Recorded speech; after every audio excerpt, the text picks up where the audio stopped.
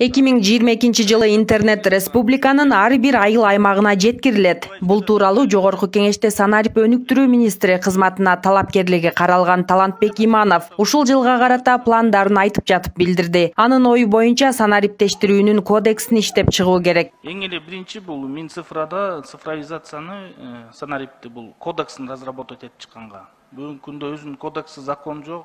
Бул боюнча соседний страналар кылышып тур уже, биздин кошунаштар эмелер, республикалар. Может, ошолордон чогуу карайбызбы, разработать. Демек өзүнчө кодекс иштеп чыгуу керек. Керек, обязательно, биринчи очередь.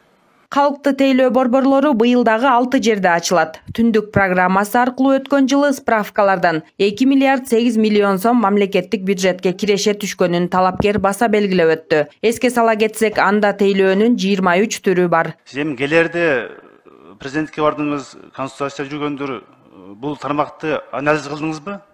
Азыркы мезгилде Кыргызстандагы санариптештирүү программасы кайсы деңгээлде турат? Чынын айтып кетсек, абал деле жакшы эмес, бирок артта да калган жокпуз. Бүгүнкү күндө ортодобуз.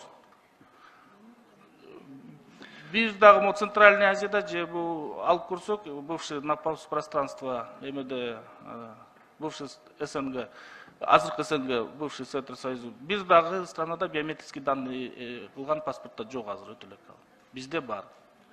Таза шайлоо жанакы. Бизде биринчи болуп, бунун дагы бир аябай бул министерствонун алдындагы мурунку убакта комитет болуп турганда, иш алып барганда бурунда мактап кетсек болот. Анткени буну да ашырыш оңой болгон эмес.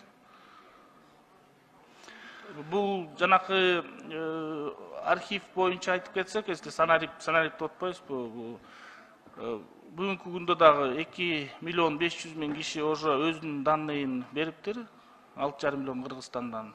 Бул иш дагы ушу план боюнча министерство койгончо 26-жылга указан президент 22-жылдын ичинде ушунун баарын ишке ашырабыз.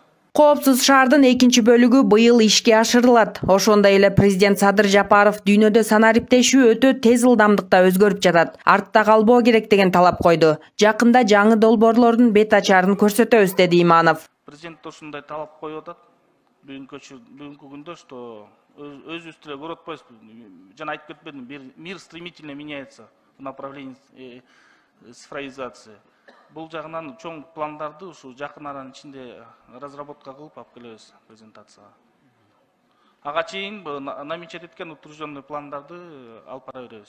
Корей Телекомдун колдоосу аркылуу IT мектебин ачуу пландалууда. 2 мектеп Ош, Бишкек шаарларында ачылып, алгач мугалимдерди даярдайт. Андан соң IT адистерин окутат, деди Иманов. Министрликтин түзүмү штаты тууралуу суроолорго да жооп берди. Ага ылайык бул министрликте жалпысынан 6 миңдей адам иштейт. Министрдин 5 орун басары бар. Министерство цифровизации Кыргызской республики. Борбордук аппаратта 150дей адам иштейт. Дастан Догоев жакшы команда түзгөн экен. Ушул менен эле жумушту улантаарыма көзүм жетип турат. 5 орун басар көп экен. Ушу тушта штаттык түзүмдү карап жатабыз. Орун басарлардын санын кыскартабыз. Эл өкүлдөрүнүн көпчүлүгү талапкерлерге калкты тейлөө борборлорундагы көйгөйлөргө токтолуп, эң биринчи ошол маселени чечүүсүн айтышты. Талапкер 1-июнга чейин иш кагаздары бардык жерде электрондук түрдө жүргүзүлө баштасын деген президенттин талабы ишке аша баштаганына токтолду. Бир эле сондорду карай бербей, система бар бизде азыр жаңы.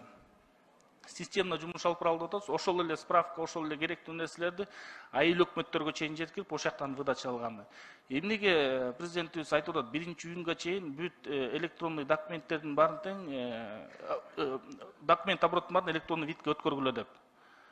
Анткени ушунун аркасынан экинчи этап иши бул именно ошонун аркасы менен ушу министерство ведомстводан алчу справкалардын, Минздрав, МВДдан алчу справкалардын баарын ушу линия менен чогуу айыл өкмөт, акимият ушу шаарлардан дагы ар бир жарандар ала алат. Жыйынтыгында 53 добуш менен талапкерлиги жактырылды.